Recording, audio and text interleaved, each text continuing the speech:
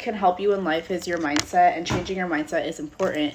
And one thing about mindset is also the fact that people assume that when you're rejected, that it's the end all be all. When you're rejected, that means it's forever gone, the opportunity for whatever it is that you were pursuing, whether it's a job, whether it's a relationship, whether it's a education path, a hobby, so many things that could be applied to it. But when people say, oh, I applied for that job and they told me no, it doesn't necessarily mean that that job that you want is totally just not going to be available to you ever. Sometimes it may just be with the company. Sometimes it may just be that the timing isn't right. But if you look at things where instead of thinking, oh, I got turned down, that means the door is shut forever, it's not meant for me, you instead can look at it and think rejection is redirection. And just because something turns you down, turns you away, it doesn't necessarily mean that it's a loss, okay?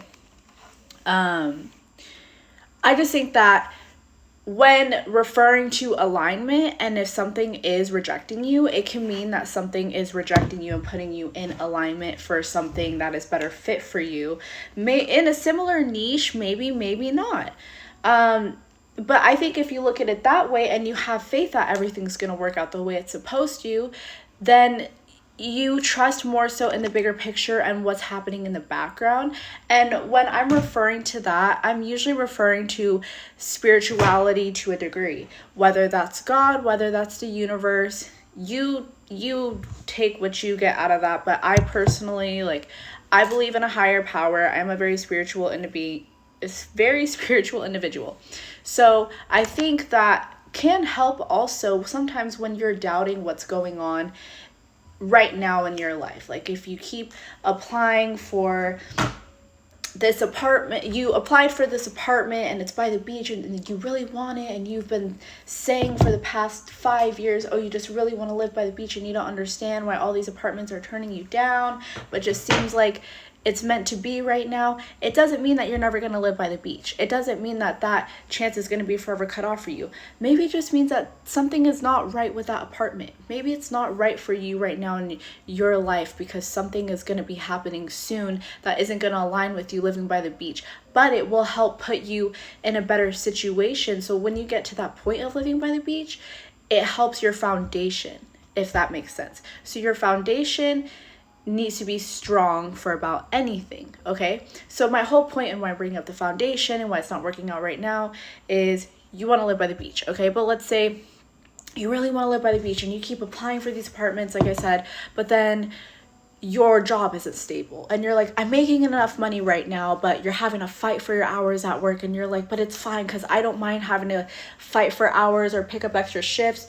Well, what if for all you know, maybe the company's going to end up closing. Maybe the company's not doing bad, but you don't know that because you don't know what's going on behind the scenes. And so the universe is saving you from a situation that's going to potentially put you in a worse off situation than you were before. Because yeah, maybe right now you're not living by the beach, even though you technically can't afford it. But what if the company's going to shut down and you don't know? Okay.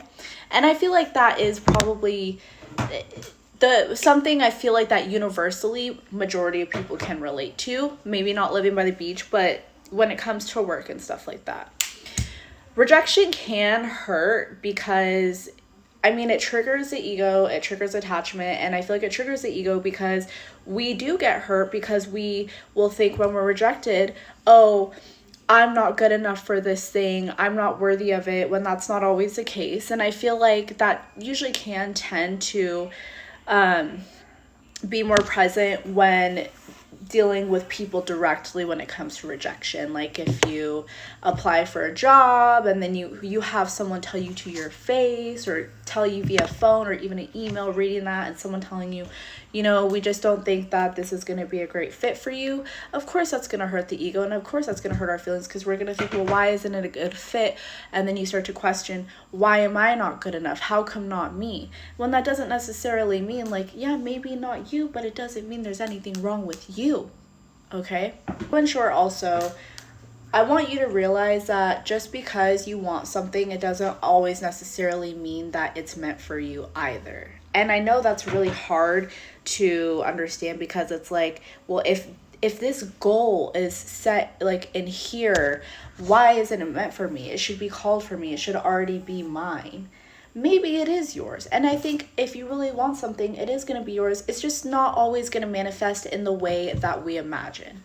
But it usually does end up manifesting into something better that we would have never even thought of before. So just because the door closes on you, it doesn't always mean that it's going to be closed forever. And it doesn't always mean that you're meant to step through that door. Sometimes you're meant to step through a different door. Sometimes you're not even meant to go in that room. Sometimes that door that you want to walk in, you're too big. The door you want to walk into, the room that you want to get into, sometimes you're too big for that room. And I guess we could take it how it resonates. But I think that all in all, what's meant for you will find you. And that's not even a thought. That's a knowing.